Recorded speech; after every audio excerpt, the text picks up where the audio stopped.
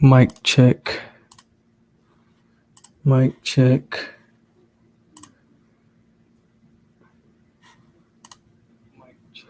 All right, we're sounding good. What is going on, folks? As you can see, no special effects today. We get straight into the live stream, baby.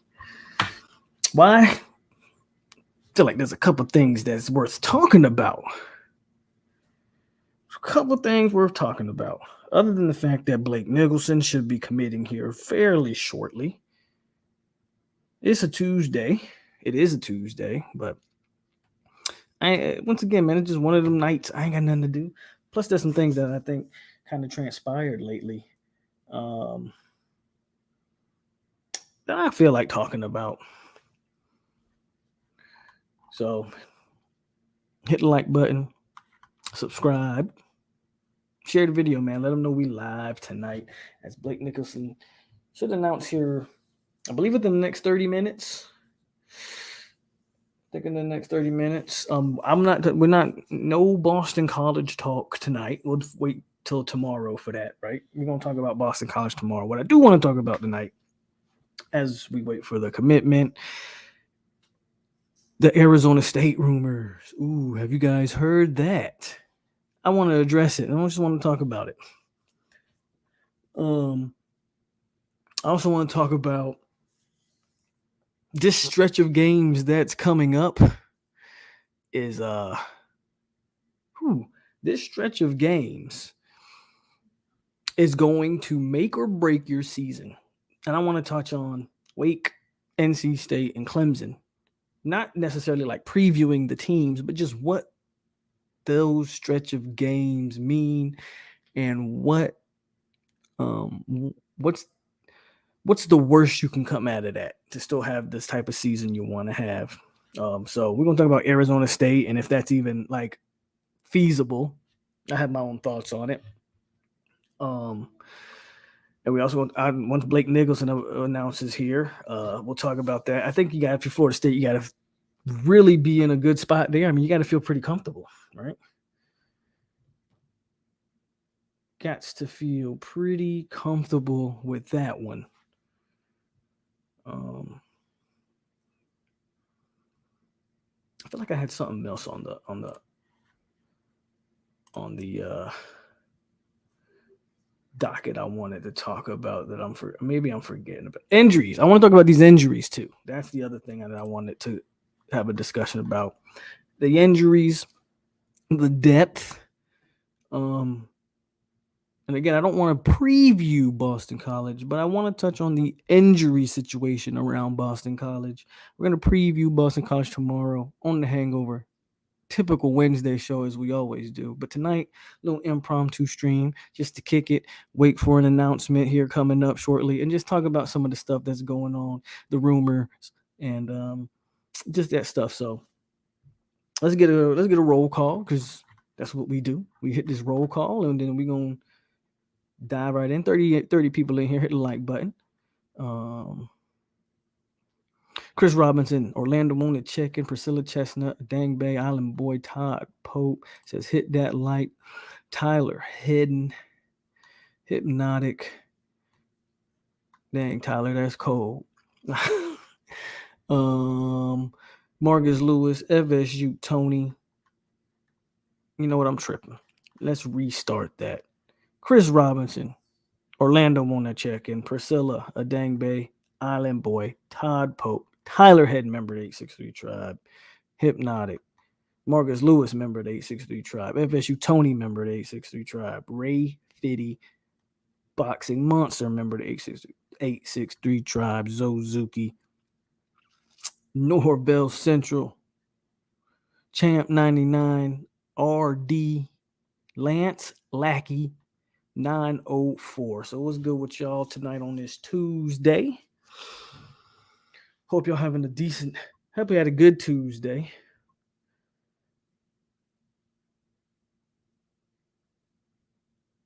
Give me a minute. And yeah, man, I got the Twitter feed up. I believe there's not till 9:30 Eastern time, 8:30 my time. And I don't know what time that is on the West Coast. What is that like? 4 or 5:30 on the West Coast. So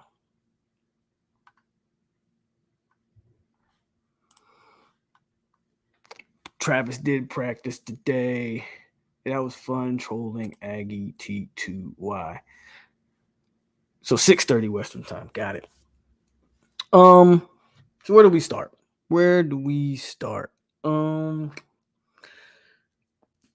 Let's start with a quick rerun of this past weekend.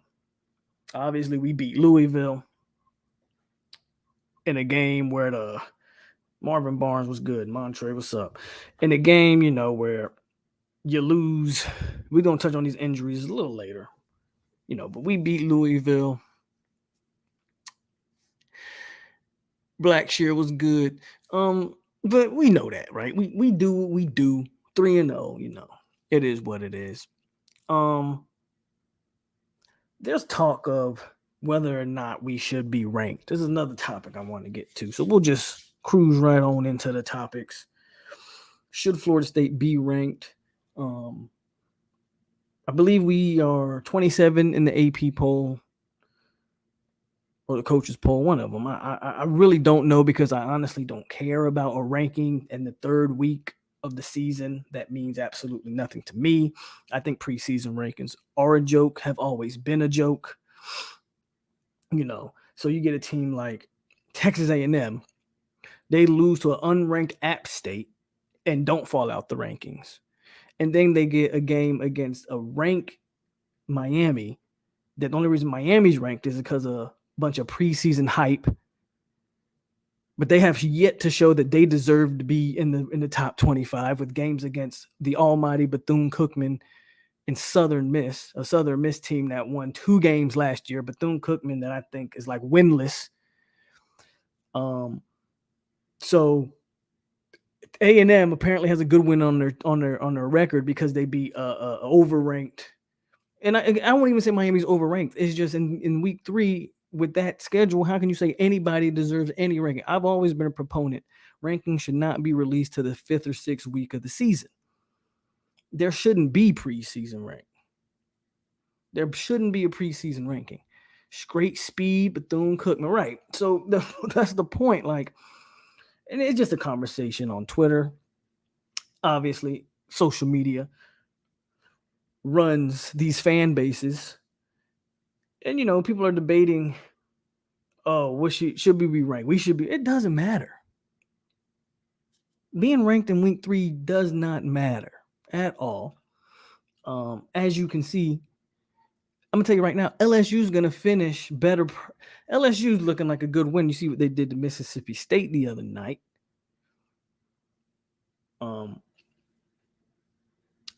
I just don't know what to tell you. Like, I don't know why it's a conversation, but it is a conversation. People think that we should be ranked. I guess my question would be, what's the difference between being ranked 27 now and 25? Like, none of it matters. You know why? Florida State has a stretch of Wake Forest, NC State, and Clemson. All of those teams are ranked. Guess what happens if you win those games? You end up ranked anyway. So why does it matter if you're ranked now? Because if you lose those games, guess what happened? You're not ranked anyway. So as far as the rankings go, I think it's a pointless conversation. And I was, going back and forth with some people on Twitter, and it's all good. Like, we can go back and forth. But I don't think any valid points were made. People were saying that, well, we got to, in order to get where we want to go, we got to be ranked. Where are we trying to go? Because even if you say, if we want to get to the ACC championship or the playoff or the Natty, that you got to be ranked. Well, no, you got to be ranked. But why does it matter if you're ranked in week 3? Week 3 doesn't mean anything. Then I had some Florida State fans that just vehemently admitted, man, the only reason we care about ranking is because Florida and Miami are ranked. It's kind of lame, but I guess I get it. For trolling purposes, you want to have that argument or conversation, but I could care less. I could care less about Florida, who went life and death First of all, the fact that Florida opened the season with 3 straight home games should not be allowed. That's unfair. 3 straight home games for these boys. When's the last time Florida's faced an out of conference team on the road? It's like they always have to come to the swamp. Shout out to them, I guess, for being able to pull those strings. They start the season with 3 straight home games in the swamp, and you go life for death in each 3. You should have lost. USF beat themselves. You should have lost that game. So who cares if they're ranked? What have they proven? AR is probably the worst quarterback in college football, bar none. Definitely the worst out of the big 3. Would you believe it if I told you Tate Rodemaker has more touchdown passes than AR-15? If I told you that going into this season, y'all would call me an absolute. I wouldn't believe myself.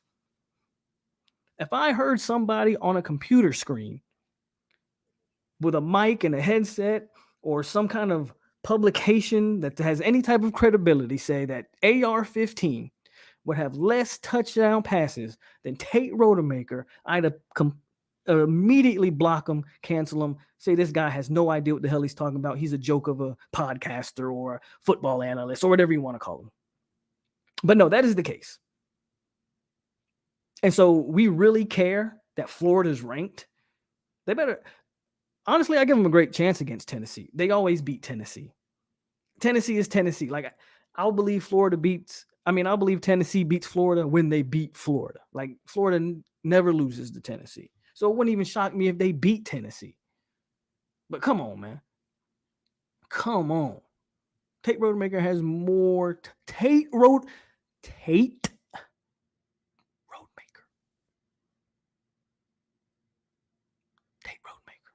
has more touchdown passes than AR-15 in 3 games. And Tate did it in a half. That's wild to me. That's Florida. I want to get the Florida Gators out the way. Now let's move on to our favorite team to hate, those damn Miami Hurricanes. The same way I said that it should be against the law for Florida to open the season up with 3 straight home games, it should be against the law for a team like Miami for their first 4 games to include Middle Tennessee, Bethune-Cookman, and Southern Miss. But we really want to talk about this team deserves to be anywhere in the top ranking. That's why ranking should not be released till week 6. And then the team you lose to. Love to hear the spin cycle on that. Oh, they are a legit SEC team. Yeah, they so legit that App State lined it up, bust their ass, and ran it down their throat. That's how legit they are. App State, with that great SEC line, lined it up and ran it down their throat. But I'm supposed to believe Miami did anything that's worth a damn in that game? Who was the guy that told, and I know Miami fans are in here, but they're probably not speaking because this is what usually happens after a Miami loss is they completely disappear. This is the norm, and that's okay because I'm used to it. This is the norm. Like, they trolled all off season. Go check any live stream. Go check any of my streams. Go check every stream up till LSU game because they swore on the Bible that we were going to get embarrassed in that LSU game. So go check any stream up until LSU and look how much trolls were in my chats talking trash. Now they're not here. They've disappeared. This is what they do. So I'm going to address them and talk to them and I'm not even going to troll you. I'm going to just spit straight facts. I'm going to just spit straight facts. I don't usually waste this much time on you guys. But when you come and you troll, I'm going to give you the business. So, straight facts. Again, Appalachian State lined up, ran down your throat. We know that. You start your season off with 3 straight cupcakes. Now, well, 3 cupcakes, but you get that A&M game in the middle there. The fact that you try to spin it like if A&M is a good football team is actually very interesting. Again, we saw what App. Now this is the same App State team. Think about this. This is the same App State team that, what did they give up? 50, 60 points to North Carolina? Same App State team. So their defense isn't great by any stretch. We know how putrid Jimbo's offense has been this year. Absolutely disgusting to watch. You couldn't get a touchdown against Texas A&M. You couldn't get a touchdown. App State got touchdowns. You couldn't get a touchdown. Who was the guy that told you, Miami fans, who you're watching, you just not speaking, and you'll watch the playback because that's what you do. Who was the guy that told you? I said it's going to be very interesting to see what TVD does without Rhett Lashley. I told you that. I said we're going to see this year how much of Rhett was responsible for TVD's success or how much TVD is really the guy. But holy cow. If I didn't hit the nail on the head on that one. They spent a whole year saying how bad Rhett Lashley was. But oh yeah, Gattis won the Broyles Award. Gattis won the Broyles Award. Up until this year, nobody had ever even heard of that award. You can't name me 3 other assistants that ever won that damn award. But y'all are out here toting the Broyles Award like it's the cream of the crop award, like it ever mattered against anything. Never did. You can't name me 2 other coaches without Googling it that ever won the award. The award was irrelevant and never mattered. So as far as I'm concerned, Miami fans, you proved nothing. I heard Miami fans go, man, but our defense, man, I'm so proud of the defense. You're proud of your defense. Your defense showed nothing against. Guess what guess what Appalachian State did against that same offense? Your defense didn't show anything that anybody else didn't show. A&M's offense is absolutely trash. Trash. You missed it, BB. I already winning on your Gators, so you missed that one. But I'm going in on these Canes. I already did the Gators, so you missed it. But what's good with you, bro? Anyway, all that is fool's gold. I'm just here to tell you that game you saw about your great defense is absolutely fool's gold, my friends. If you think that defense showed you anything against A&M, good luck. Good luck. And to have the nerve to come out your mouth and say that A&M's a better team than LSU, you ain't even watching football. No, I don't care who you root for. No football fan in America is watching LSU and A&M and saying A&M's a better team right now. It don't even matter that A&M had like 5 of their starters suspended for the game or something like that. TVD couldn't get a touchdown on the board. Wide receivers dropping passes every which way. Your running game is apparently good, but guess what App State did? Lined up and ran the damn ball.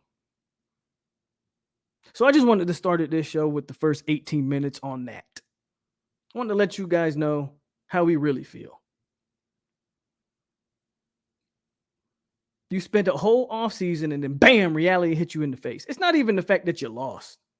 You lost to that team. Again, that's why preseason rankings don't mean a damn thing. You don't watch A&M. You don't watch A&M and go, that was a top 6 team in the country at any point. Not even when they played, who was it, Sam Houston? People were saying to Sam Houston how terrible that team looked. Really? Preseason rankings mean absolutely jack. A&M is not a good football team. I don't know what's going on with Jimbo over there. I mean, it's kind of the same story we've seen over here, but we'll save that conversation for another day. But I'm sorry. If you think that A&M team's any good, it's only because you're a Miami fan and you want to somehow make that loss seem relevant. The same guys who tried to clown about moral victories are having their own.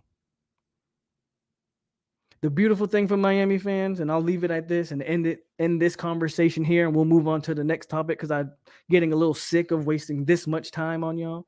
But the beautiful thing about y'all's schedule is you play no one else. Your schedule literally consists of you already lost to A&M, UNC because you haven't proven you can beat them in recent years. So Maybe you'll get a win there. Florida State and Clemson. That's your schedule. You have a 4-game remaining schedule or 3-game remaining schedule. So at worst, you're 8-4.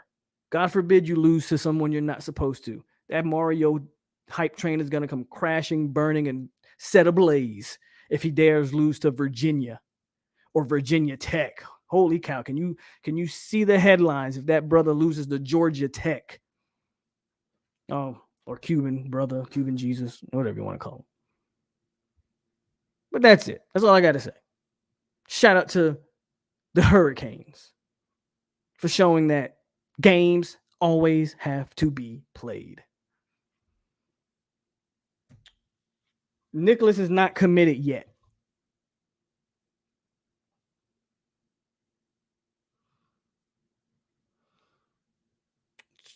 I'm checking my...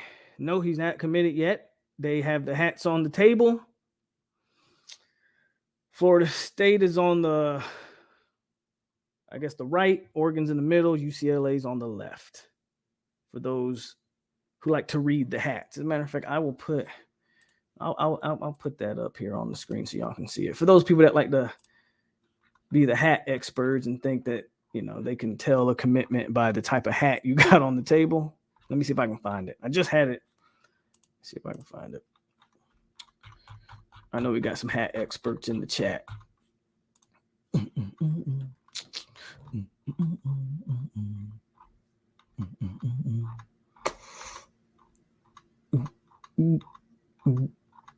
Where the hell is it? I just had it, and now I can't find it. Oh, I guess I lied to you guys because I can't find the picture of the hats, and I literally just was looking at it.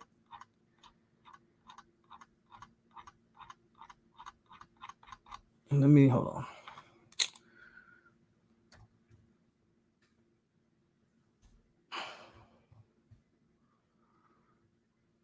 Nope.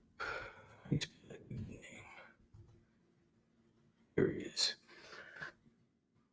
There we go. Here's the picture. So I'll bring this up so y'all can look at the hats here real quick.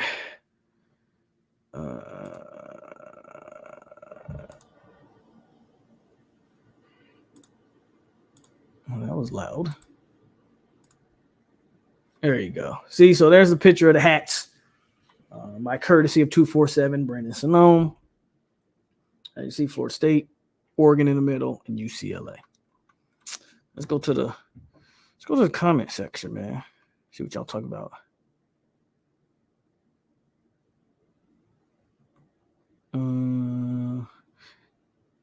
Didn't we get a commit that committed to FSU while on a UF visit? Yeah, that's Rod Kearney, but he's kind of on flip watch, but we'll see what happens there. He hasn't made that decision yet. I don't know why he would if they're watching, but we'll see. Jimbo's offense requires an NFL QB, great wide receiver and tight end. So it requires great players at every position. Rose basically needs a pro team playing college football. Shout out to the Boxing Monster. Watch Miami moves to Middle 10 this weekend in the hangover game from A&M. I forgot about Pitt. Pitt's a tougher game than I think. Yeah, Pitt. I forgot about Pitt. Duke's not looking half bad either. But I forgot about that Pitt game. You're right, Rose. I forgot all about Pitt. It was a terrible football game to watch for a supposedly Heisman level quarterback. Can't believe Norvell said he wants to stick with. I mean, what's he supposed to say? Oh yeah, man, Fitz sucks, so I'm benching him. Like, he's not gonna say that. Like, coaches say coaches things, right? He's not gonna say. Yeah, I'm abandoning Fitzgerald because he sucks. As a matter of fact, I'm gonna hit that link, and we are going to. We'll watch the commitment live together, guys. Hopefully 247 doesn't want to copyright me over some gay stuff like that, but you never know.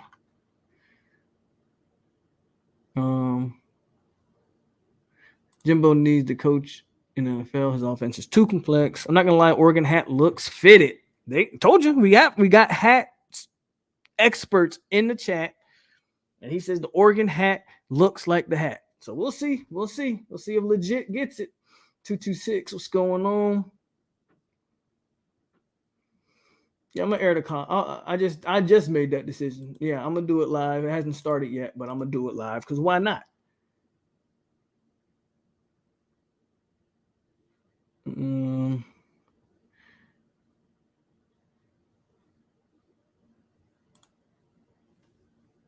Kickers are head cases. Again, if this was a linebacker, I'd be like, yeah, bro. Linebacker position is being evaluated. The man's already struggling and Fitzgerald's already a head case. So the last thing you do to him is go, oh yeah, by the way, week 3 into the season, going into week 4, his job is on the line. That's what being evaluated means. Yeah, we have no trust in him, so his job's on the line. Like, okay, that's gonna make him kick the ball better.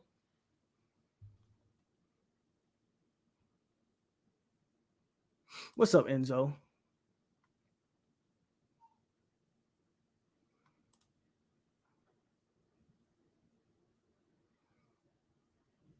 Where Jackson State at? It's under the Florida State hat. He gonna pick up Florida State and then bam. How wild would that be? If this man picked up the Florida State hat and the Jackson State, man, I'd probably turn off the stream and go to bed. That damn Dion. How crazy would that be, though? I believe in Norvell and what he gets out of his guys is part of what built this culture. So I'm going to trust him with Fitz-related decisions. I wouldn't even be surprised if he chooses Oregon. I wouldn't necessarily be surprised either.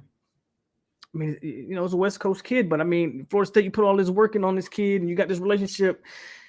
And I mean, I want to see you again. We talked about closing, right? So I don't want to hear the excuses. This is a guy that's kind of been penciled in from Florida State for the last month or so. Lock this down, Mike. Lock it down. What are we looking like? I think in a minute this thing starts. Oh, he did this same thing last year. After he'll be gone until we lose a game. When we finally lose a game, like we lose to Wake or NC State or when we finally lose a game, all those Miami fans notice. Isn't it been beautiful tonight? Not one Miami player, not one Miami fan has been in the comment. Isn't that crazy? Not one has been in the comment section with them weak trolls. Not one. No one's even said, yo, what's up, Poe? How you doing tonight? Not one. They don't want to show their face. I was talking to Jurgen about that, Tyler. That's an interesting signing or hire by Georgia Tech. Dion in Atlanta, man. It's kind of dangerous, don't you think?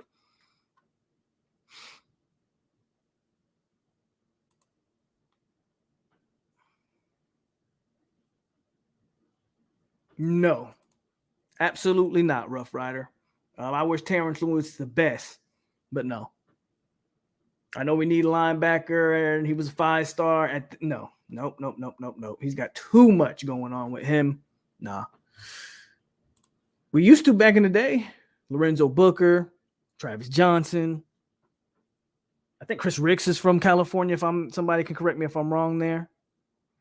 We used to get Cali dudes from Cali. Hold on, let me check. Okay, so they got another. Let me. Hold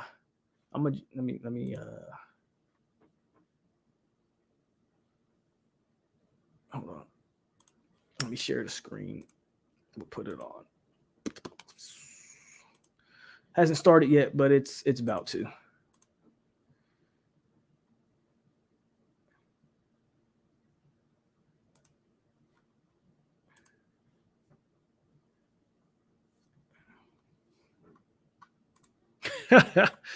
If he picks Oregon, watch the U. They'll show up. Yeah, Boxing Monster just hit the nail on the head. If he picks Oregon, then they'll show up. It's a beautiful thing, ain't it, Till Dog? Boys ain't nowhere to be found. Okay, here we go. Let me unmute. I'm National Recruiting Editor Brandon Huffman, and in just a moment, we will be going live to Manteca High School for the announcement of top 247 linebacker Blake Nicholson. Before we go to Blake, I want to bring on National Recruiting Analyst Greg Biggins to join me as Greg. Okay, I take that back. Out west. I actually don't want. Oh, never Blake mind. a ton over the last there we year go. at a number. Yeah, I don't want to hear nothing he has to say. Once I see Blake actually come back on the screen, I'll unmute. But I don't want to hear these guys. Yeah, Cam McDonald is from Cali. We'll talk about that. We'll talk about the Arizona State stuff after this. After Blake announces here in a minute. Well, that'll be the next topic we hit.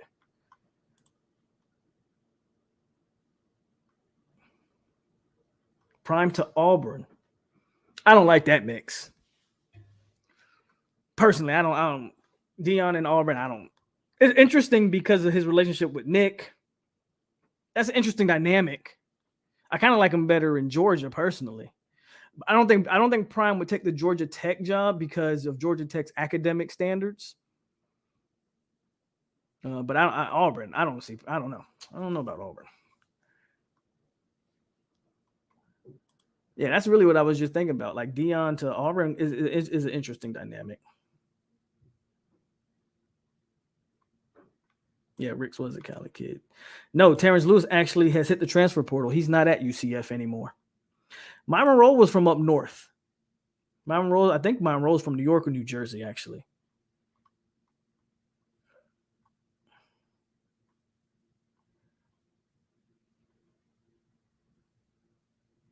Okay, here we go. Let me unmute. Let's see what he does. Where he's going to play. Blake, thanks for joining us. Welcome to you and your family. Who all you have with us here tonight? This is my dad and my mom, and then my brother's here with me as well.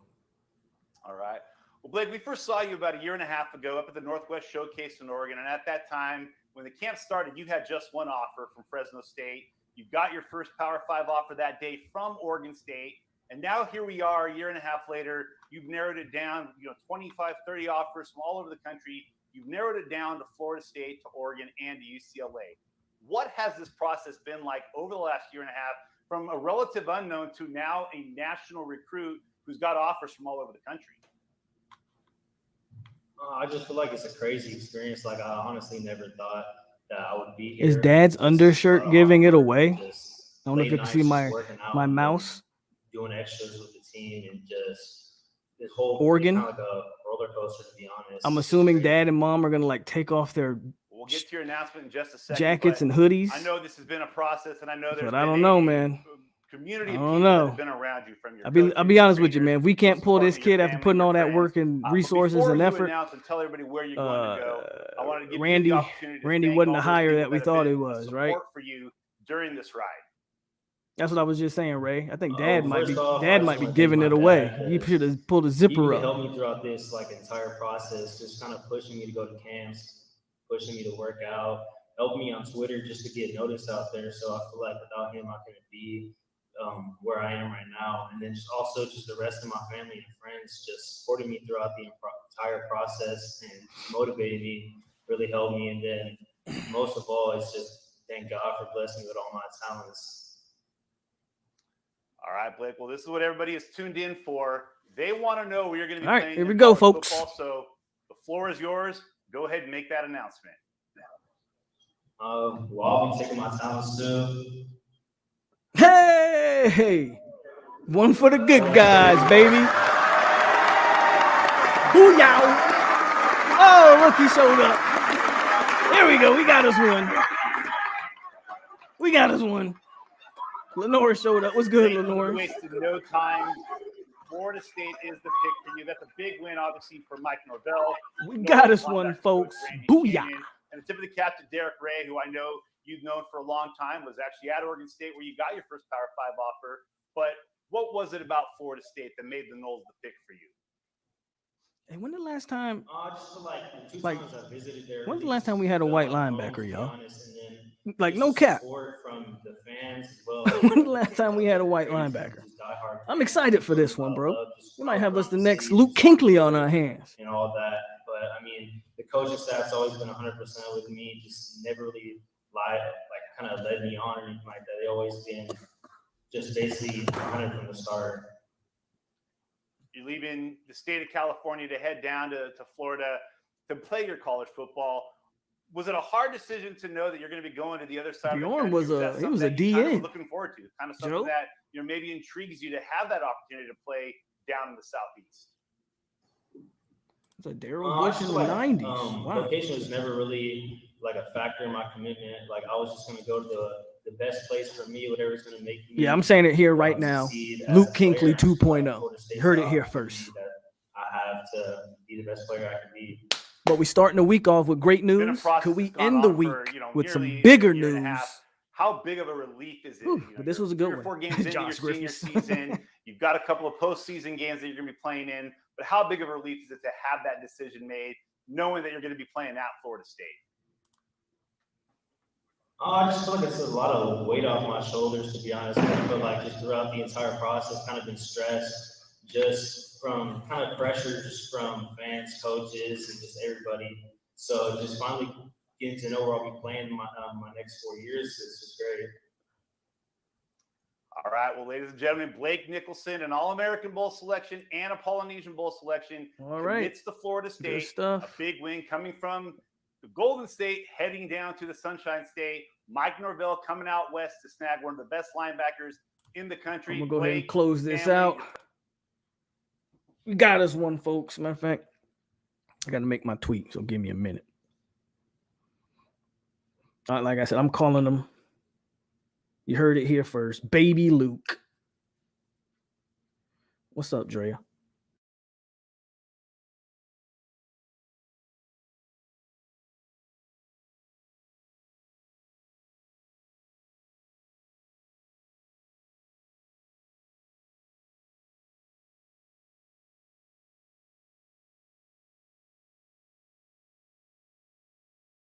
Again.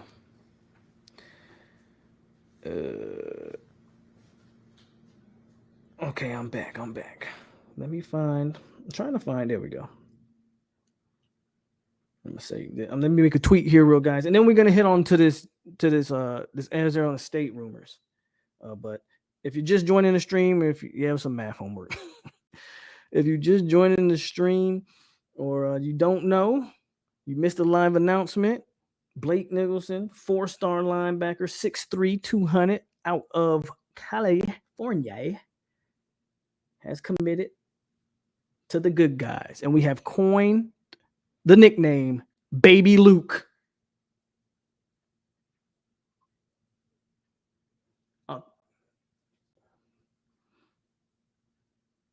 You good? You good? All right, made the tweet. We will be 2-2 this week. Trust your boy. Say this message, screenshot it. See, I'm good luck. I joined the FSU Bears. Appreciate you, Enzo. Appreciate you. If we get Hakeem, I've said this before, with the way the wide receivers are playing this year, and if we could get Hakeem Williams, I got nothing to say about Dugan's. Got nothing to say. Got nothing to say about Ron Dugans.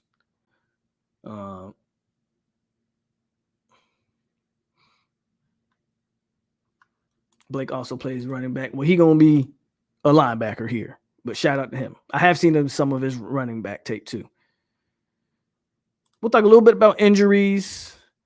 Closing easy when you're 3-0. We finally got one, and let's go. Okay, so again, if you just joining, Blake Nicholson, 4-star at Cali, 6'3", 200. Baby Luke Kinkley is what we calling him. Has committed to the good guys. But let's get to the rumors. If you haven't heard, bro, if Jordan Hall would seal this class for me.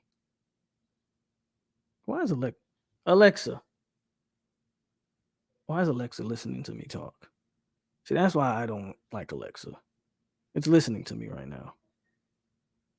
And now it cut off that I'm unplugging you. Alexa's creeping me out. Anyway, if you've been living under a rock, Herm Edwards has been let go at Arizona State University. Hit that like button. Thank you, Alina. Thank you. Arizona State has let go of their head coach, Herm Edwards. Also, if you don't know, Mike Norvell used to be the offensive coordinator.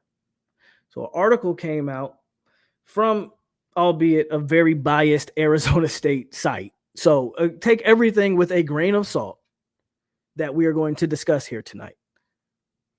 That Mike Norvell would be the odds-on favorite to be the next head coach at Arizona State.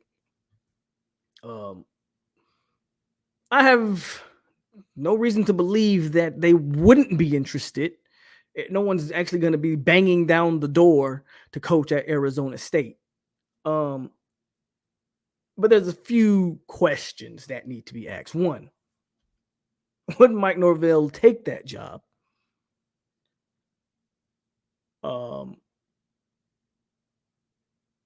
What would my thoughts be if Mike left for that job? And is Arizona State a better job, period? I think we kind of know the answer there. But then the last question is a little interesting. And, I don't want to be, but let's say they had true interest. Would Arizona, would that be a quote unquote blessing in disguise? Those are the questions that I have to ask. And those are the things that I feel like we are going to discuss here. Starting with, is it real? Well, again, there's no way to know. That is strictly a rumor that I believe this Arizona State thing, a site or whatever, they started it. Now, is it possible that they have interest? I think they probably do. Again, this is not a program that people are running to the door to say, hey, I want to coach at Arizona State. So you're going to have to try to find guys with ties to your university. Well, Mike is ties to your university. Would they be interested? Probably. The bigger thing is, would Mike Norvell even take the job? I am of the belief that Mike Norvell wouldn't even entertain Arizona State, if nothing else, to try to get Florida State to give them a raise. But that's a whole nother conversation that I'll get into a little later. There's no way. The only way Mike Norvell, in my opinion, would entertain Arizona State is if this season went sideways really quick. You start off 3-0. And put it like this. If by mid-October, beginning of November, late October, whatever, you're sitting at 500. Like you start the season off 3-0. Let's just assume you start the season off 4-0. And then you lose to Wake, NC State. Like all of a sudden you're 500. Then Mike might really look at Arizona State as a possible destination, because then you are talking about that dead man walking syndrome, right? You're talking about that, well, you really are 400, or excuse me, you're really 500 in your third season after starting 3-0, like you see. But other than a situation like that, because if I'm Mike at that point, then you probably, well, I guess at that point, you would make the team fire you to get the buyout, right? Instead of just going to Arizona State. But there's just not really any feasible way I see that happening. Let's play devil's advocate. What if it is? What if Mike Norvell, that is his dream job, right? We always talk about dream jobs. What if that is his dream job? I believe that everybody plays or coaches for a reason. Like they all have goals and aspirations. Most players' goals are to do what? Make the league, win championships. Coaches' goals are usually maybe to one day be a coach in the NFL, but also win championships. Well, you drastically decrease your chance of winning any type of championship at Arizona State. It goes from up here, because I don't care really what the haters have to say. I don't care what the haters have to say. When Florida State's on, it's got as good a chance as anybody at a national championship. It goes from up here at Florida State to off the screen. It bottoms out. You have slim to no hope of winning a national championship at Arizona State. First of all, you're not in a prime location. It's Arizona. Second of all, I have no idea what that program invests into its college, to its football program. It don't even really matter. It's Arizona State. If Mike was to leave Florida State for Arizona State, it would show me, in my opinion, the type of coach that he is. And is that he don't believe in himself here at Florida State. It would show me the kind of guy he is if he was to leave. I'm not saying he's leaving because I don't think it happens. But to leave Florida State for Arizona State? Yeah, you weren't the coach for this job anyway. So good riddance. Good riddance. Texas A&M, that's a different story. It's still Texas A&M, and that logo's whack as hell. But they have a financial backing unlike maybe 3 or 4 programs in the entire country. They have a financial backing. They are literally trying to buy championships at Texas A&M. It's not going to matter because that logo is whack. Their traditions are weird, right? So it's not akin to Jimbo, because you could have never told me Jimbo would leave to A&M, but Texas is still a prime location to coach ball, and the financial backing is, again, out of this world.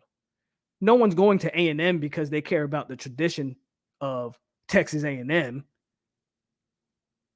Quite frankly, those traditions, if you haven't watched videos of them, they look a lot like, and I hate to say it, they look a lot like Klan rallies. It's kind of uncomfortable to watch some of those Texas A&M traditions, but that's neither here nor there. That's ignorance on my part speaking, because I don't know the meaning behind them. I'll fully admit that. I'm just telling you what it looks like to me. But anyway, it's not about A&M. The point is, that's the only reason why Jimbo left for A&M. The financial backing and the recruiting grounds is still top tier in Texas. It's still top tier. I'm being honest, man. Y'all laughing. KKK Fisher.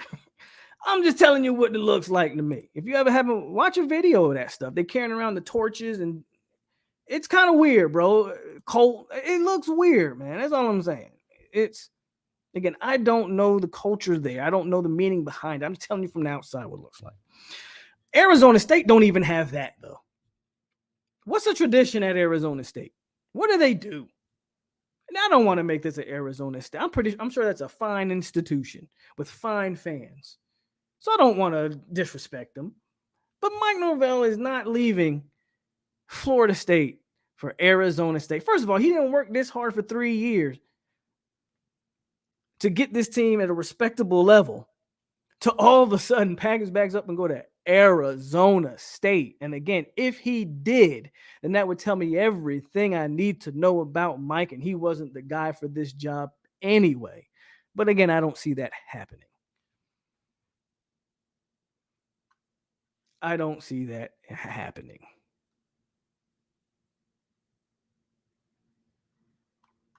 Again, you can't name 5 other programs in the country with the financial backing of A&M. You can say FSU is being stingy all they want.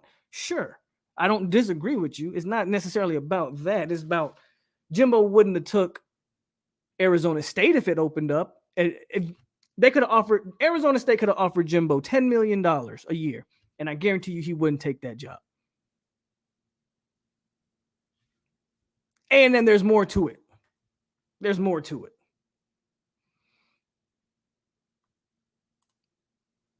Arizona State got females, is what y'all telling me. Okay, well, I think Mike's a married man, so I don't know how much that matters to him. To each their own, but I don't know how much that matters. Yeah, it's weird. They do a lot of weird stuff. When was the last time A&M won anything? The World War II. So they like that's the thing, right? Mike's not going. Again, if Mike was to go, that's again, you weren't the guy for this job, so good riddance. Now here's another part of this. How much is Arizona State willing to actually give him? I just mentioned if Arizona State had offered Jimbo 10 mil. Would Arizona State offer, would they break the bank? What the going rate for these coaches nowadays, we talked about this when Lincoln Riley left, when Brian Kelly left, and when Mario left. The going rate for coaches these days is $8 million. If you want to poach a major coach from a Power 5 team, you got to go $8 million. You ain't getting nothing without at least $8 million, right? With Arizona State, if they really wanted Mike Norvell, because I believe Herm was only making 3.6 or something like that. Mike's only making like 3.6 or 3.8. So if they offered Mike Norvell $7-8 million a year, one, if you're Mike Norvell, would you take that? But the more important question is, if you're Florida State, would you match it? Should you match it? I'm going to be extremely honest with you guys. And here's where we part ways. Probably I part ways with most of you. I'm as excited as anybody to see what we're building here. But if they offer that man $8 million, goodbye Mike Norvell, because I'm not matching that. Mike Norvell in 3 years has not proven he's worth $8 million. That means Arizona State is going to pay his buyout, and that means we have more money for the next head coach. Mike goes, call up Mark. That's the way I look at it. I'm just being honest with you guys. I'm not saying I want Mike gone, and I'm not saying I'm not excited for seeing what Mike continues to build. We're 3-0 now. I have high hopes for this season, and we're looking good. But there ain't no damn way. I don't care what he's building. You match $8 million. Goodbye, Mike Norvell. If Arizona State does come a calling, and if Arizona State's willing to pay him 8, 9, 10 mil, goodbye, Mike Norvell. We appreciate the climb for the short amount of time while it lasted, because we were in a descent before we got this climb going. But we appreciate the climb. But it's time to go in a different direction. Mike Alford, you don't even entertain that. You don't even entertain that.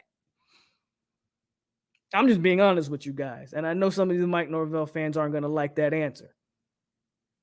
But I agree with our Davis. Arizona State's not going to dish any money like that. I agree with that. It's just all hypothetical, right? Because again, what's the going rate for coaches? If Arizona State wants to make a legit play for Mike Norvell, they're going to have to put in somewhere in the ballpark of that 7-8 mil. I'm appreciating another Miami fan that showed up, but I would give Stoops 8 before I give Mike Norvell 8. Kentucky football is relevant if you haven't noticed. In Kentucky, a basketball school. That's like Duke all of a sudden being top 25. When's the last time Duke's been in the top 25? So, yeah. So, no, you don't. At no point do you match that. Do you give him a raise? You're crazy. Hell no. Unless he goes, you win the ACC championship, Champ 99, we can have the discussion. And I don't even think he gets win the ACC, or make the playoff. We can have the discussion then. But you win the ACC, you go from 3 point something to, I'll get you in the 5 to 6 million ballpark. But what in the hell? How are you justifying an $8 million, or excuse me, a $5 million raise?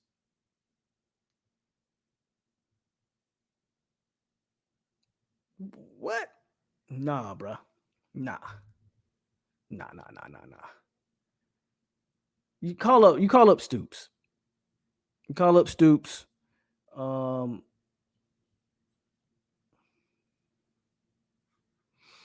know people are talking about you think about Dion, but I don't know. I flip-flop on Dion a lot. I flip-flop on that.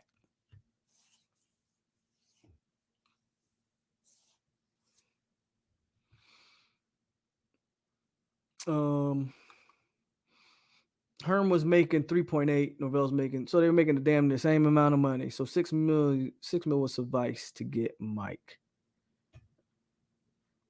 You don't match 6 as far as I'm concerned. Again, if he talk you win something, we can have the discussion of a raise. You win something, we can have the discussion of a raise. But last time I checked, you won 3 and 5 games. Now you got 3-0 right now. You're trending in the right direction. Like, I'm not trying to be like anti-Mike. I'm just simply saying you don't match some crazy number. Mike ain't shown to be that. Mike ain't shown to be that you're gonna match some ridiculous number that Arizona State would potentially throw out. He said, "I'm about sick of you, man." But tags money comes off the books, if I'm not mistaken, in January. Somebody can correct me, but I think January is when they stop paying Taggart, if I'm not mistaken. So, what about Atkins? That's another reason why Mike, I don't think, would take that job. You're not taking Atkins with you. Atkins recruits the South. I think the farthest he's ever been west is Louisiana. I think he coached at Tulane. Right? Atkins recruits primarily that Georgia area extremely well. You really going to take Atkins to Arizona? Man, that ain't his stomping grounds. That's not, no. Atkins wouldn't follow him. Might mess around and go to Arizona State. Atkins going to end up at Georgia or something. Because Florida State, whoever coach you hire, and no, Atkins is not, if you're going to hire Alex Atkins as your head coach, you might as well call Deion Sanders. I'm just being honest with you. If the only reason you would give Atkins that job is because of his recruiting prowess, well, damn it, you might as well give it to Deion if that's the case.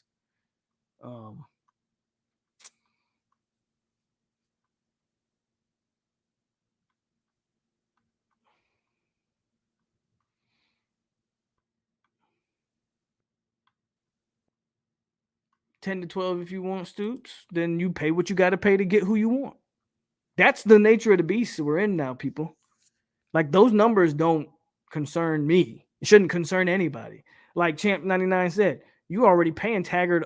On top of paying Mike, you were paying Taggart his buyout.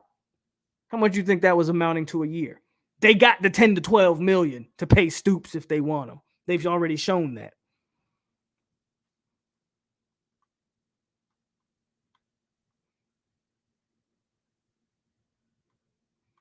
Man, Herm ain't coming to Florida State. We good on that too. I would match 5, maybe 5.5. What's up, Terrell? You think Atkins would fit? No. Again, I like Atkins as much as the next guy. If you're going to hire Atkins, you might as well hire Deion Sanders. Like, I like Atkins as much as the next dude. Atkins is not ready to be a head coach right now. I think in 3 to 4 years, he probably should be. I think Atkins shouldn't leave, and this is obviously me being biased and stingy saying this. I don't think Atkins should leave Florida State until he's ready to take a head coaching job, not another O-line job or not another offensive coordinator job. His next job, in my opinion, should be head coach.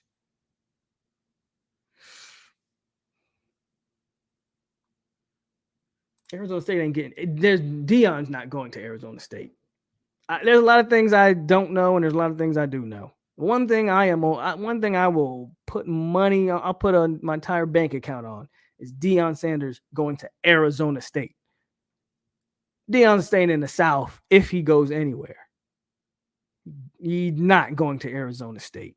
I don't think Hugh Freeze is going over there. Again, nobody's knocking down the door to coach at Arizona State. If I'm Hugh Freeze, why do I go to Arizona State when Auburn's probably opening up at this year? Georgia Tech's probably opening up this year.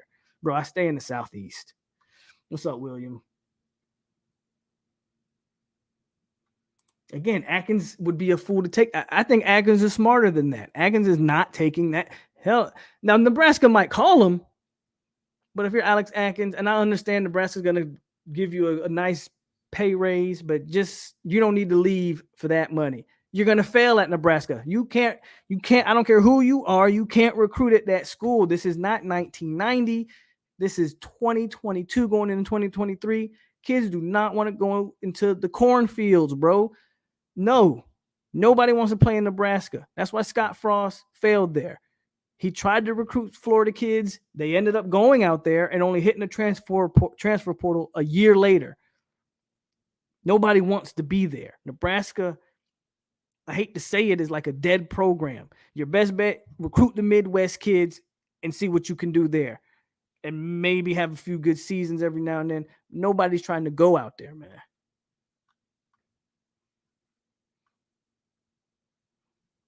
Hey, look at that. NC State #1 fans. Probably one of these Miami burner accounts. But what's up to you, man? If Atkins leaves, we're screwed. Loading thinks we need an offensive coach. Did he?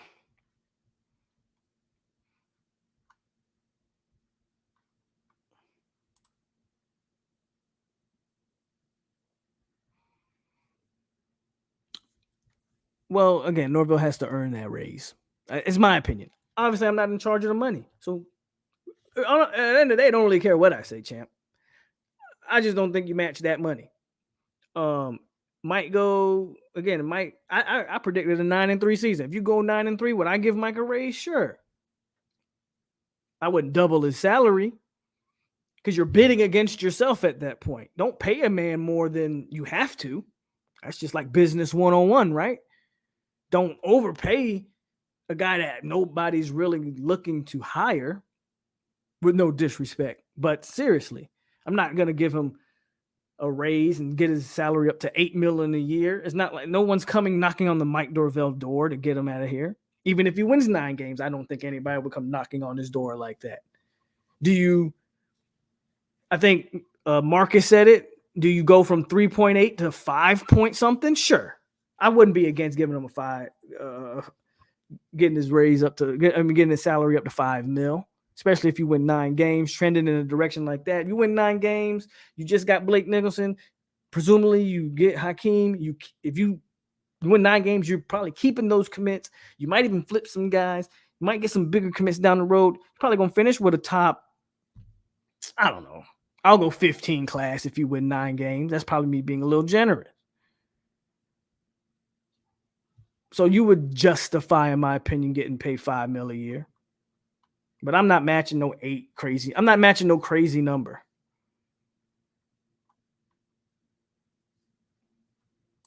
I don't care. I don't think he'll ever be the head coach here either. He was the offensive coordinator there.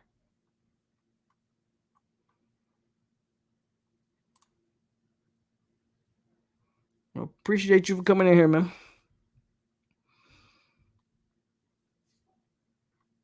I've been seeing a bunch of #1 fan accounts on here. I think they're fake accounts too, bro. But shout out to the NC State #1 fan. I appreciate you. You know, hopefully we get to see you in here more often to show that you're the real deal. I would say 10-2. I think we have a chance to upset, and I think we will upset one of the two. And I still think we go 9-3.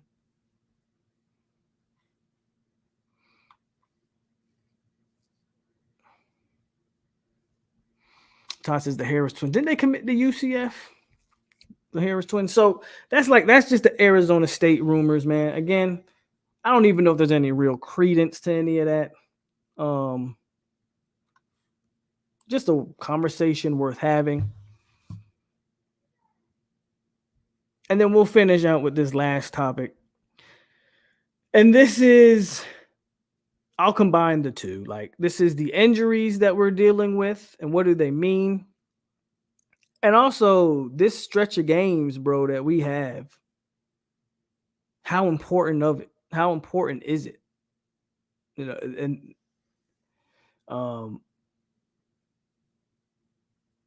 I think this is how I said earlier that LSU was the most important game of Mike Norvell's career. And I still think that.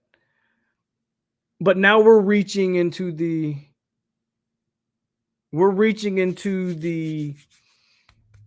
these 3 games are going to make or break your entire season. But first, let's get into the injuries. Jordan Travis practice, verse practice. I'm gonna be honest with you guys. We're not even gonna go into all the guys and whether they practice or not. I believe we should be good enough, and I don't want to take any team for granted. Right? I don't think we're at the point where we can just start taking teams for granted. But I believe you're good enough to beat Boston College. Verse should not play. Fabian Lovett should not play. Jordan Travis should not play, which I don't think he's going to play anyway. Robert Scott shouldn't play. If Duke Cooper is still battling with some type of injury because he played sparingly against Louisville, he should not play. All your guys that are facing some sort of injuries, again, notice I've named all these guys were starters, number 1 players at their position.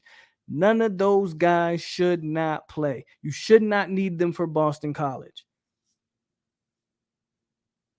You should be able to line that thing up, run the ball, and get out of there injury-free. Don't put too much on Tate Rodemaker. If you want to work him, see some things, absolutely. He still needs to gain that confidence. By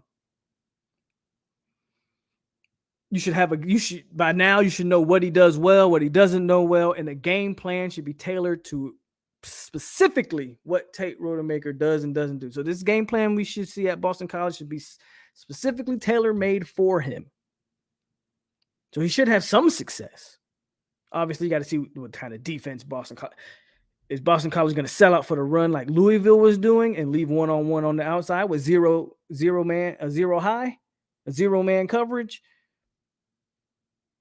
I'll take my chances with Tate throwing the ball there.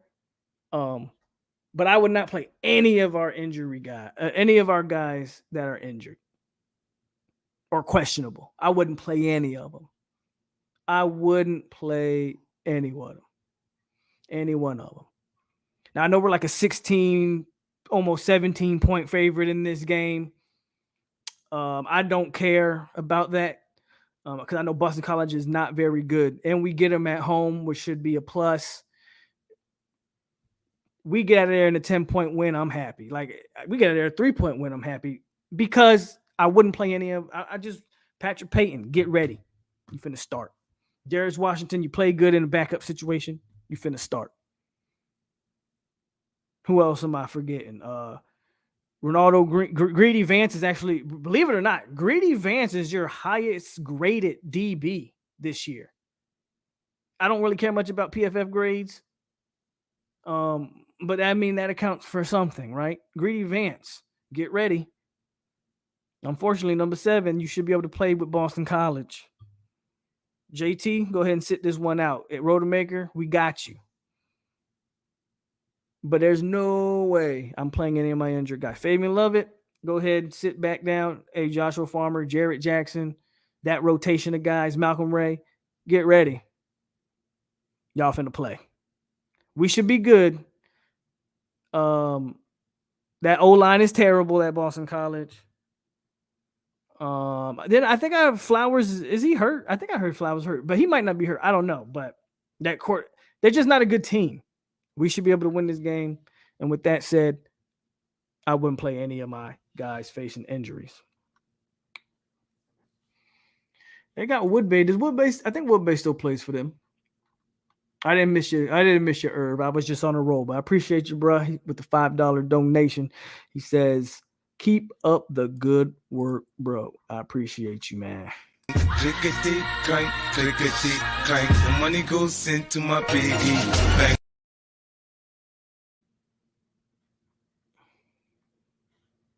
Fitzgerald's can sit out too, right? Malcolm Ray is out, and so is Fabian. Bishop has a chance. That's good. That's cool. I'm okay with that. Fabian Lovett should sit out. Fabian should sit out. Absolutely. Malcolm Ray, you hurt? Okay, sit out. That's why you got Joshua Farmer there. Bishop Thomas. Who's the other one that I'm forgetting? Daniel Lyons. That's why you're there.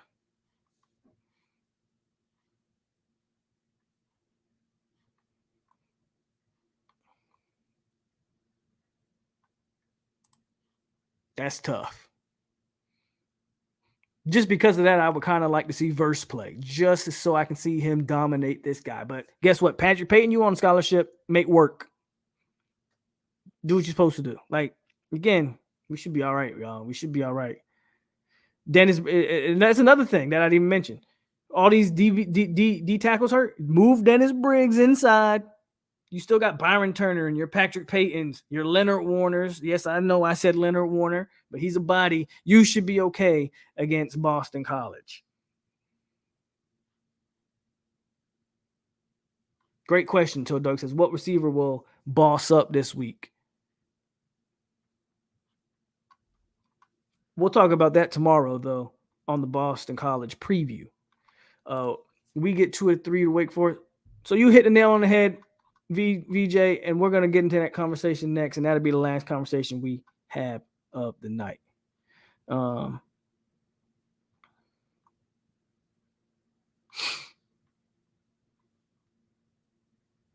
Zion Holmes won't play till next year, Jalen. What's up, CJ?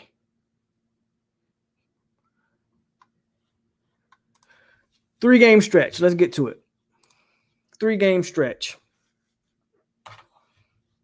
Wake Forest, NC State, Clemson. We're going to just assume we start the season 4-0. Those 3 games are so critical to the season, so critical to everything else as far as recruiting. These are your 3 straight ranked teams. Now, I don't know if Wake will be ranked. Wake plays Clemson this weekend, I believe. That's a very interesting game to watch if you're a Florida State fan. Right? So that is a game that I'm going to be watching, Wake Forest and Clemson. So I don't know if Wake will be ranked after the Clemson game or not, depending on how that game goes, right? But either way, like I would say worst case scenario, you have to win one of those games. Worst case scenario. You cannot if you tell me out of that stretch, we finish that stretch, again, this is assuming we beat Boston College. We come out of that stretch 5-2, I will take that. I will take 5-2 with games remaining of Syracuse, Georgia Tech, Louisiana, Miami, Florida. I'll take 5-2 and say we can win 3 of the last 5. I will take 5-2. Worst case scenario, you have to win at least one of those games. Worst case scenario. I think the most likely scenario is 2-1. Obviously, the best case is 3-0. How likely is 3-0? I don't think it's. Let's be honest. I don't think 3-0 is impossible. Clemson. Did y'all not see Clemson last week? Did y'all not see Clemson that offense is still terrible over there at Clemson. That offense is still god awful. And I've said it before, and I'll say it again. They can start that freshman against us if they want to on the road at Dope. Good luck. I will take my chances there. Clemson's winnable game. NC State has looked better since the Eastern Carolina game, but there's still more to be seen there because they haven't really been tested again or played anybody. Who they just played? No, I'm thinking the Syracuse played Purdue. So yeah, NC State hasn't really been tested. So I'm still not. I think NC State can be got. And of course, Wake Forest. I think they have a decent offense. They have a terrible defense. We should be able to get plenty of points on their defense. All 3 of those games are absolutely winnable. All 3 of them. So it's not impossible to go 3-0 in that stretch. It's not impossible at all. They played Texas Tech. I don't think Texas Tech is any good. I could be wrong. I didn't watch that game. I don't watch a Texas Tech game, so I don't know how good or bad. I don't know how good or bad the Texas Tech is. With that being said, all three of those games, man, are absolutely winnable. VJ, I don't even know. I don't agree with it. Are you saying if JT's healthy, that we come out of this 3-game stretch 5-2? So you think we lose 1, 2 of the 3 games? Man, I guess you think if JT's unhealthy, we lose all of the games. I don't know if I agree with that, VJ. At worst, we should be 5-2 again. At worst. I want you to make sure y'all understand what I'm saying. Worst case scenario is 5-2. I would take that. I would take that. I wouldn't like it. It'd be a hard pill to swallow, but I'd swallow it. If you told me we beat 1 out of those 3 teams, I could live with it. I think this is the scenario that I'm looking for. I need to go 2-1 in that 3-game stretch. If I'm 6-1 coming out of that, man, I don't know. You can't tell me too much. But if you're saying if JT's healthy, we only go 5-2, that means we're losing to 3 of the 2 teams that I'm talking about. I thought JT made a bigger difference than that. I guess VJ ain't sold. VJ ain't sold on it. Maybe I'm misreading that. I don't know. What do you guys think?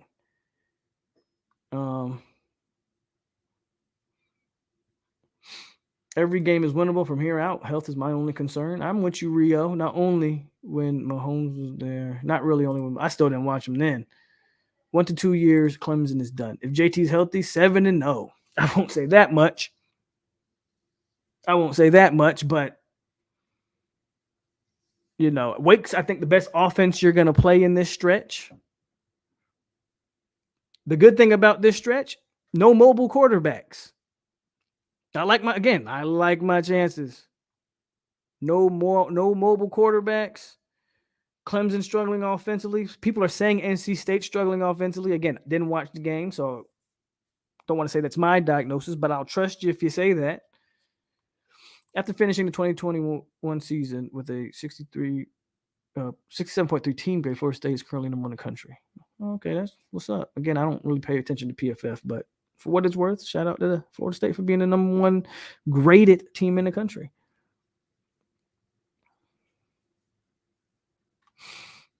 Florida State defense currently listed as number 5 in the ACC. If they go 7-0, I'm with you, Todd. I will gladly take 5 shots for 7-0. 2 of the 3 are home. That's it. And Florida State love hit the damn nail on the head. 2 of those 3 games are home, which is why I say 2-1. Take care of Doak Campbell Stadium. As long as you take care of home field, Doak Campbell Stadium, Bobby Bowden Field at Doak Campbell Stadium, take care of that. I'm Gucci. You get Wake at home, you get Clemson at home. You have to go to a tough environment against NC State. Take care of home. Take care of home. That's all you got to do.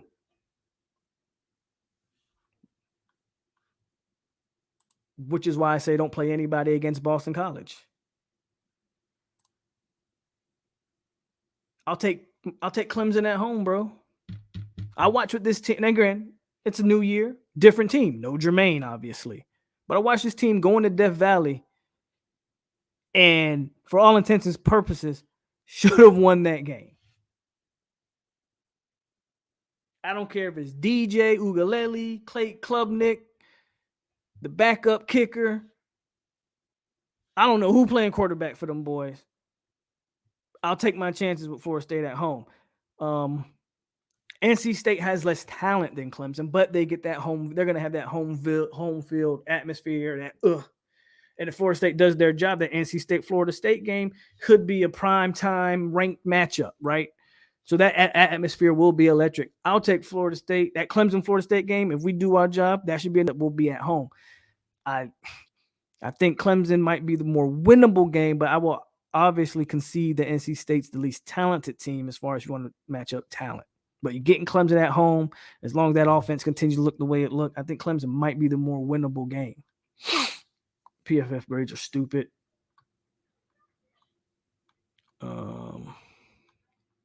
Not to mention, you said Wilson, but I think Winston Wright makes his debut against Wake. Yeah, that's what I'm saying. You get Wake at home, and their defense is not good. Their defense is not good.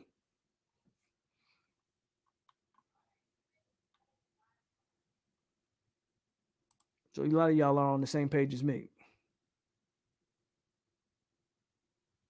Oh, you're saying we come out 5-2 against, so the last part of the schedule against Wake, NC State, Clemson, Georgia Tech, Miami, Syracuse, and Florida. We come out 5-2. Oh, damn, BJ. I'm okay. I apologize. I'm with you. I mean, I'll be honest with you. We're talking about this 3-game stretch, so I don't really want to pay attention to those first 3. But that Georgia Tech, Miami, Syracuse, and Florida, you didn't even put Louisiana in there. Bro, Syracuse might be the toughest team on that list. Again, not counting the first 3 because we're talking about the first 3 right now. Miami, Syracuse, and Florida, Georgia Tech, Miami, Syracuse might be the toughest game out of those 3. Might be. Now, those other 2 games are obviously rivalry games, so you're going to get all those guys having more.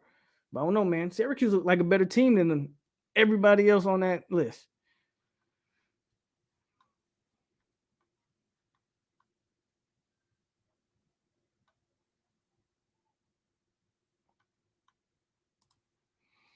I'm with you, Seminole J. Take care of home. 2-1 out of that stretch. I'm with you, bro.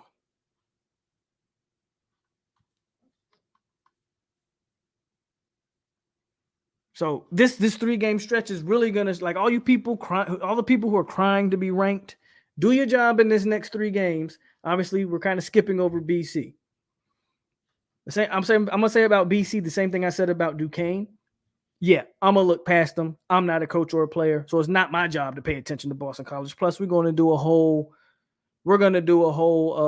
See, I knew somebody would say it. We're gonna do a whole show tomorrow about BC, but it ain't my job to worry about Boston College because I don't get paid to.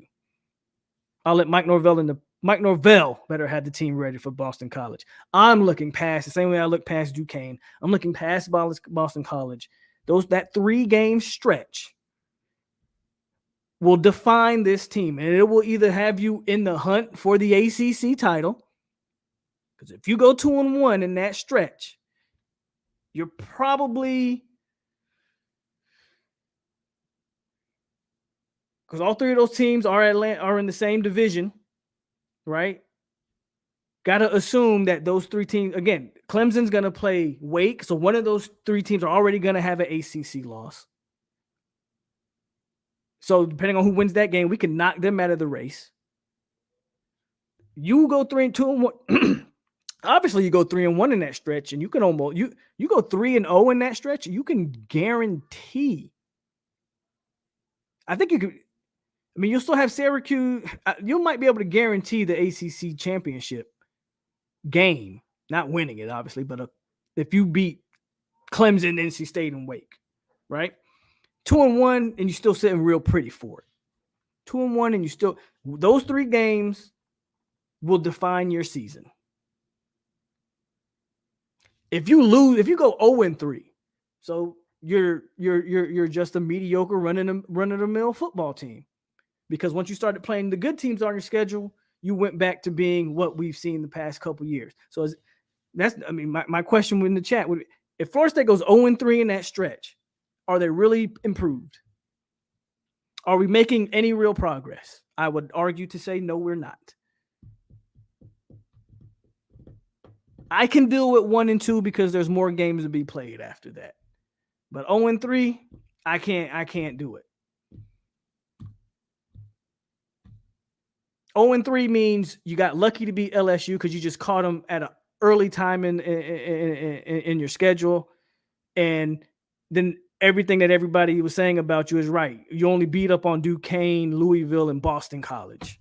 So you beat up on your bad teams. Well, I guess congratulations for beating the teams you're supposed to beat, but what does it really mean as a program to go 0-3 during that stretch?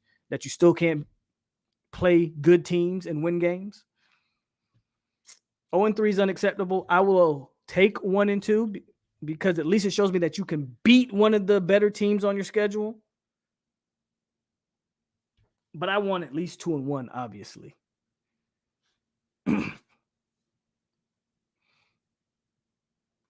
No, they have to have the mindset of being 0-0 or whatever the case. I don't have to have that mindset. I don't play, nor do I coach. But I hear what you guys are saying. Take one game at a time. Can't look past BC. I got you.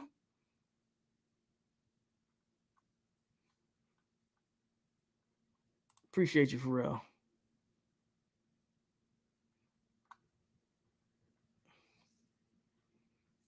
Well, I mean, yeah, everything depends on Jordan Travis being healthy. From what I hear, he's not going to play against Boston College. I think that's as a precaution. From what I hear, he's good to go. Or it's looking good. I'll say that. I won't say he's good to go, but he's looking good from what I think he practiced today, if I'm not mistaken. If he was hurt, he wouldn't have practiced.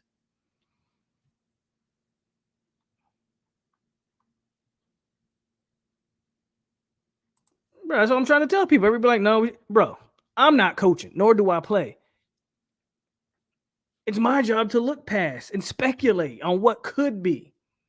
I understand the mentality some of y'all have, and I understand that as fans, sometimes we put ourselves in the trenches, in the mold of our favorite teams, and I get that. I understand it.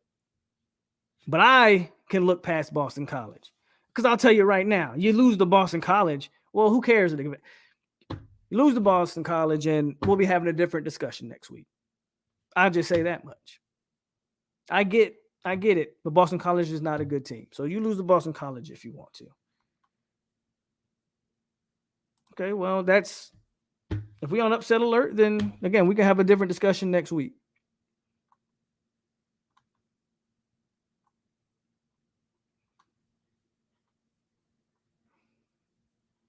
I think he plays against Wake. If you're gonna play Winston right, Wake's the game to get him ready. Wake's defense isn't good. Then you let him play in a big game against Wake that gets him ready for NC State. Bro, I understand the mentality of some of the fans saying this and that. I'm not here to you're allowed to fan how you want to fan. I get it. If you can't beat Boston College, yes, even with their backup quarterback. Again, I don't look into these PFF grades.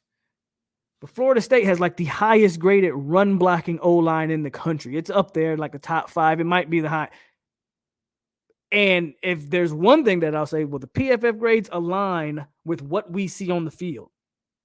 That team opens up major holes for our running backs. I don't care if Tate Rodemaker's starting. Run the ball 50 to 60 times between the 3 running backs and get out of there with a win.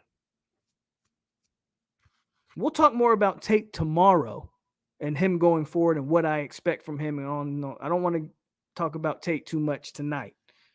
I will be going live again tomorrow. But you should be able to go in there and run the ball, get out of there.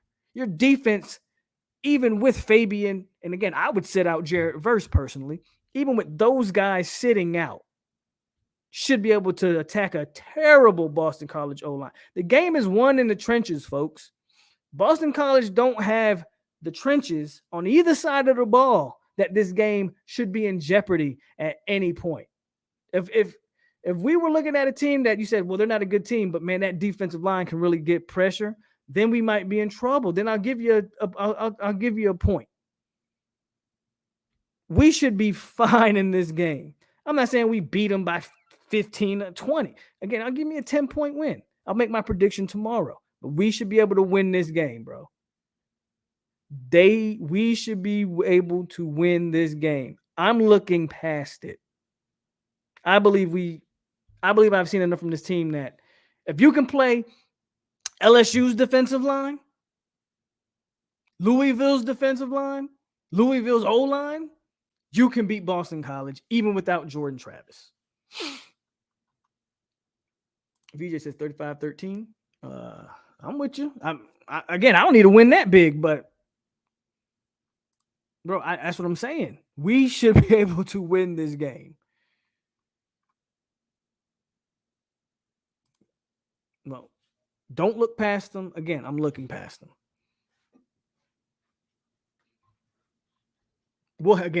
We lose to Boston College, and we'll have a whole nother conversation that people will not like next week.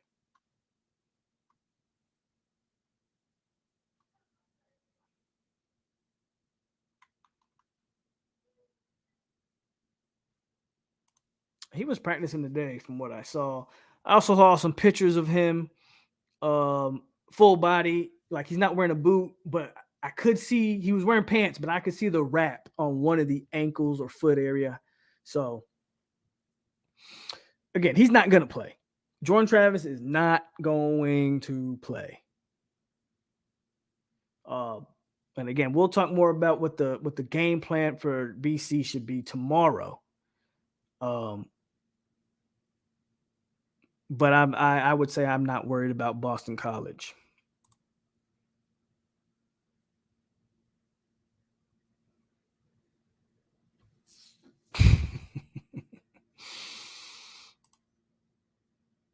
Of course they do. You don't think teams always play hard against the logo? You're absolutely right.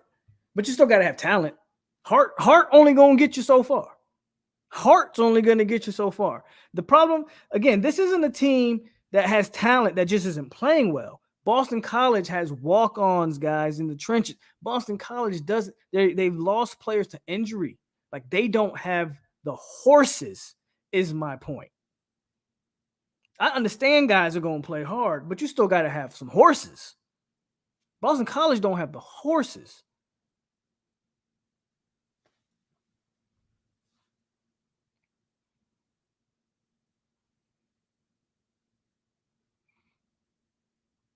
No, he definitely shouldn't play.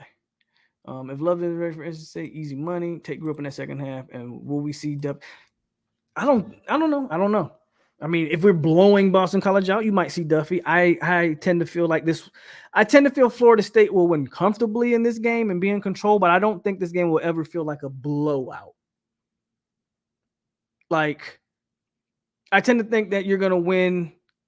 And because it's Tate Rodemaker, again, no, I'm going to save that for tomorrow. I'm not going to do my predictions, but comfortably, but it won't be like 42-3 or something crazy like that. But there's that.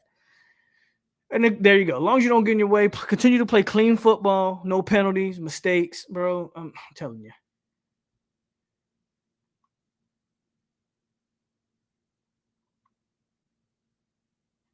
I agree, Sandra, and I think he will. I do not expect him to play. And if we beat you in Florida, I think we get bang. Ruben. I would love Ruben. Jordan Hall's the number one on my D-line list, though. That's the guy I want, Jordan Hall. But I would take Ruben Hurricane Bang. But Jordan Hall, to me, is a better prospect than Bang. I think Bang's great as well, though. Don't get me wrong. But that's all I got tonight, guys. We did 1 hour and 30. We watched Blake Nicholson commit to the good guys tonight live.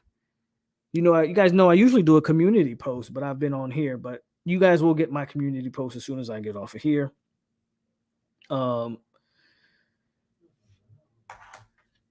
We talked about the Mike Norvell to Arizona State rumors.